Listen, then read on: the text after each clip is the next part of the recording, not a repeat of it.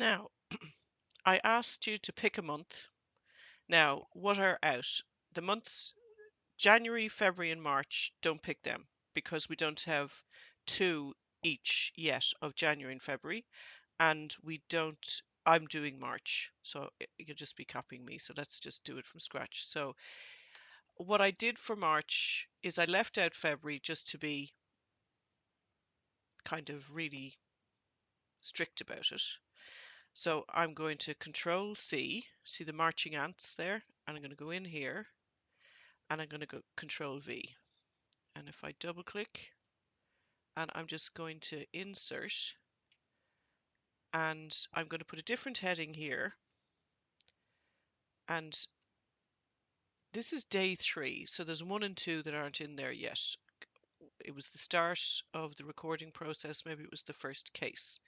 So instead of calling it dates, I'm going to go day 1. Maybe put a space in. I think it actually reads easier if there's a space in when you eventually get it to the chart. And I'm going to do this.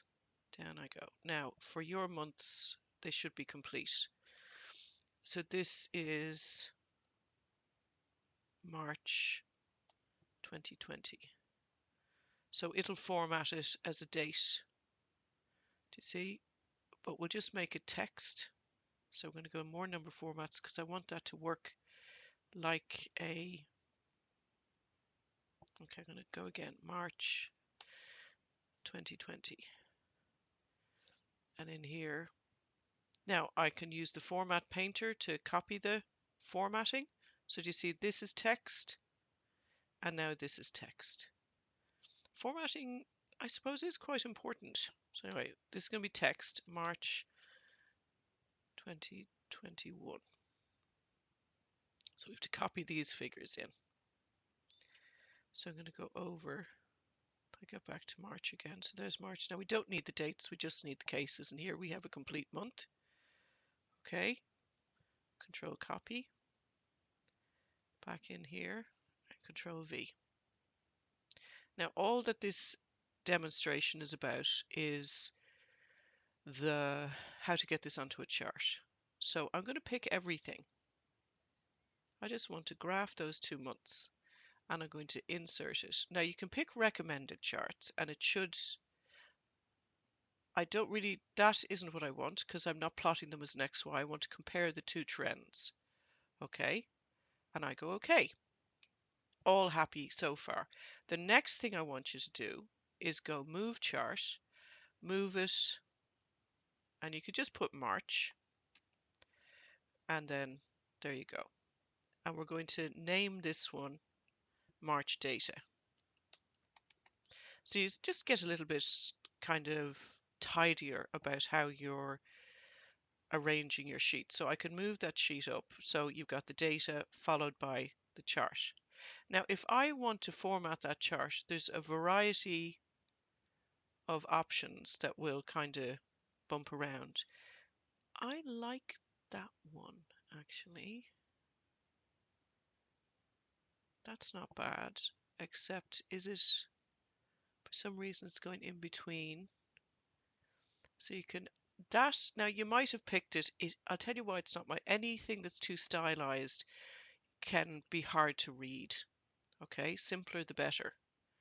Let's go for the bog standard. Okay, now I can pick that chart and I can right click and I can change the outline.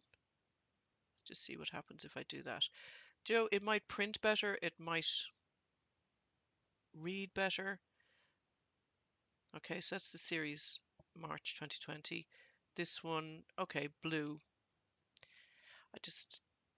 There's one option of what you could do. Now, do you see the axis here? I'm just going to pause for a minute. Yeah, I just tested that out. So if you click on the axis, you have to so I want to select those. Now, what I did do was right click and format axis. So this pops up. You could change the maximum to 800 if you wanted to, Or we could decide what is the maximum in any year, or any month rather. I think it was something like 2000, so that everybody has the same maximum. Would be a really, oops. So if I change this to 2000, okay, and watch what happens there. It moves it down. So then you can kind of see if other months, so we should all agree who has the maximum. I think it's, if we look back at the data, I think it is, so I want to see the maximum of the maximum, if you know what I mean. Now here's another little trick I want to show you. If you go up to that corner and you go view, split, it means that you can kind of scroll over. Oops, I did the wrong one. Hang on. Redo. March data. I just want to,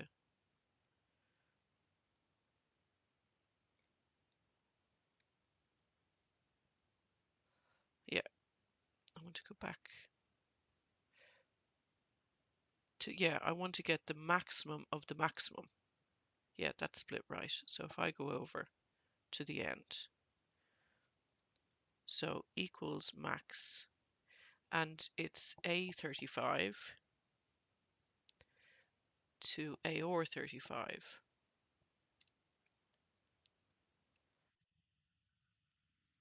Just go okay.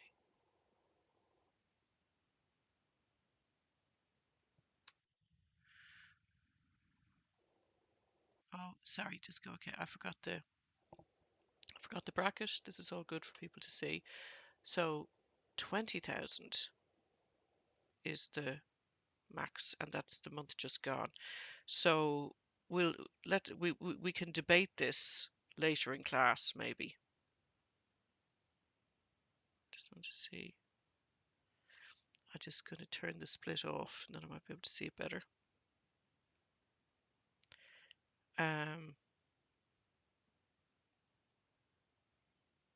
20,000. Hmm. Leave it with me for the moment, just as an exercise. If you can all make the max 2,000, but some of you won't be able to because it'll be over that. I hope you get that.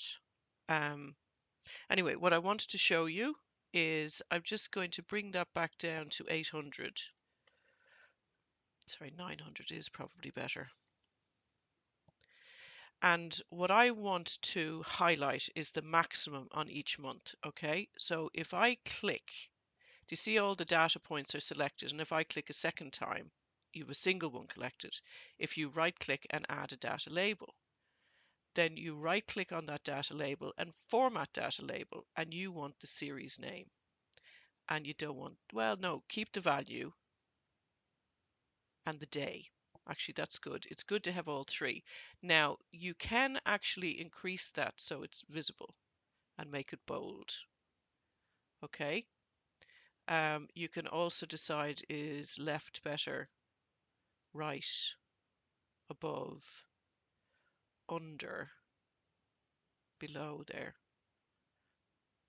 You see, we go above for now. It might be the text is too big. I do think you can move this as well. Hang on.